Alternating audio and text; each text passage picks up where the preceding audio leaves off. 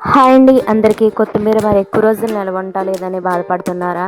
అయితే నేను వీడియోలో చూపించినట్లుగా చేశారంటే ఖచ్చితంగా 3 వారాల దాకా అలా ఫ్రెష్గానే ఉంటుంది. ఒక కొత్తిమీర కట్టను తీసుకుని అలా ప్రతిదీ కాడలేమీ లేకుండా కట్ చేసుకోవాలండి.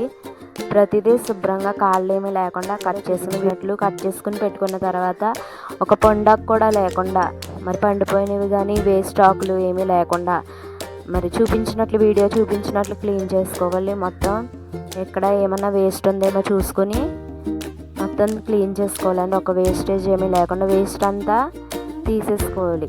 కొత్తిమీరలో ఉన్న వేస్ట్ అంతా తీసి శుభ్రం చేసుకొని పెట్టుకోవాలి, వేస్ట్ ఏమీ లేకుండా. వీడియోలో చూపించినట్లు అలా వేస్ట్ ఏమీ లేకుండా క్లీన్ చేసుకోవాలి. క్లీన్ చేసుకొని పెట్టిన కొత్తిమీరని ఒక ఎయిర్ టైట్ కంటైనర్ తీసుకొని, నేను వీడియోలో చూపించినట్లు ఎయిర్ టైట్ కంటైనర్ తీసుకొని పెట్టుకుని క్లీన్ చేసి పెట్టుకున్న కొత్తిమీర అంతా అందులో స్టోర్ చేసుకున్నట్లయితే మొత్తం 3 వారాల దాకా అలాగే ఫ్రెష్గానే ఉంటుంది.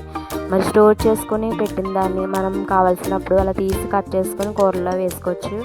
నచ్చితే మీరు ట్రై చేయండి. ఖచ్చితంగా 3 వారాల దాకా అలా ఫ్రెష్గానే ఉంటుంది.